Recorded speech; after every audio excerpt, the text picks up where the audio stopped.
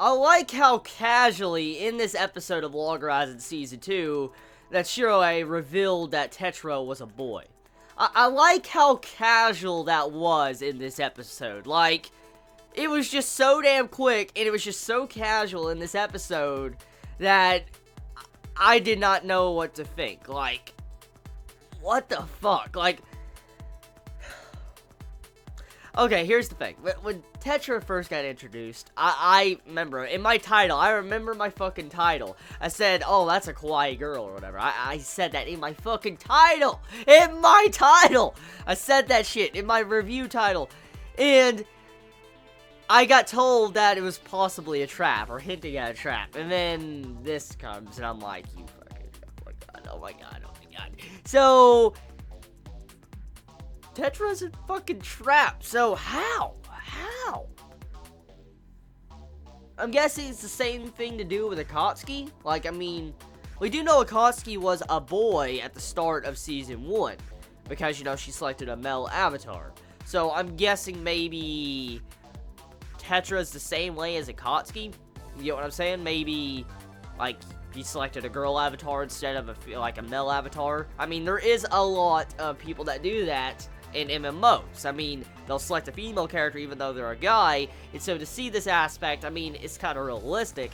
So I wonder exactly how many female characters we see in this series that might actually be dudes. So, yeah.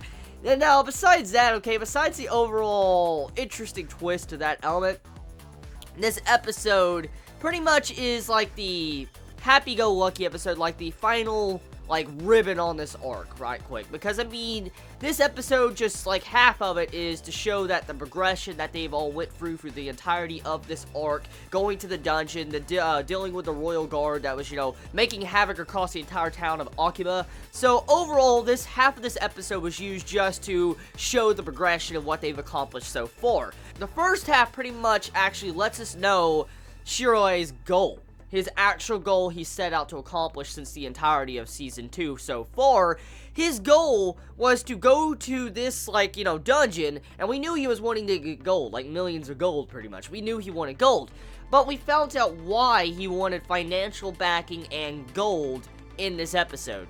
Supposedly, from what he said, was that anybody can buy anything they want. For instance, any part of the land of this world can be bought. But the thing is people of the land that's lived there for a very long time cannot buy land. So this can actually lead into a major problem in the future, because since all land can be bought, it can cause a lot of problems. As you know, for instance, the round table buying the guild hall and stuff like that, buying the entire bank and everything, and they can control it. Pretty much that could cause massive problems if people buy that type of shit, like buying the cathedral or something. If you were to buy a cathedral, imagine how fucked someone would be. So you gotta think about this for a second. If, you know, the wrong person buys a state, like somewhere buys the wrong thing here in this town, that could lead to problems.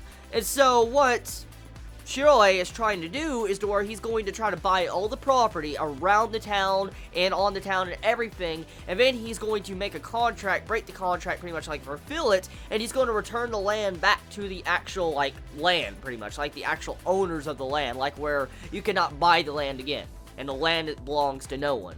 Pretty much kind of like how our government works. You know, they give out contracts like, here's a part of the land and all that, and you can sell it off and stuff. Pretty much that's how Shiroi is trying to make the world. He's trying to make it more realistic, and he's trying to make it to where no land really belongs to anyone besides the land itself. And so, seeing this actually will help out a lot of issues, because there will be problems that will arise eventually because of land. I mean, you gotta think about this in a different standpoint. I mean, if you were to go into a castle, into a massive castle that has a lot of people to land in it, okay? And you had a lot of gold, millions of gold, and you go in there and you buy the castle, you could fuck up the entire people to land in that castle and destroy probably the entire kingdom. So, you have to put this into perspective. I mean, someone random adventurer going around buying territory would not be a good thing to happen at all.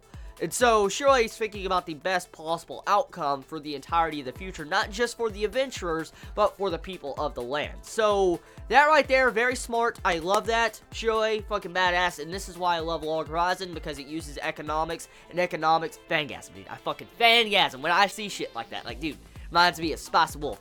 So, anyways, besides that, Demi.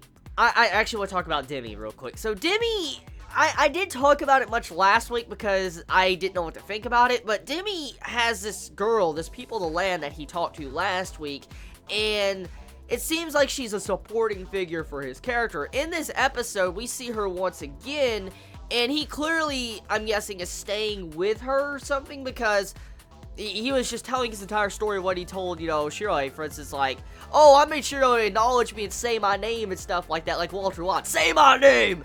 Pretty much that's what he said, and, you know, he was really happy. She pointed out he was really happy, and clearly, from what it looks like, he has a slight crush on her, so Demi's getting a wife from the people of the land. That's pretty interesting, pretty fucking interesting, like, woo! Okay, so, besides that, episode overall of Log Horizon, it was great, a great episode, no complaints from my end. I mean, the animation could be a lot better, but I mean, Log Horizon has never had the best animation, so there's really no reason to complain. So tell me your thoughts in the comments below. I love you all so much, please be safe, Chibi out.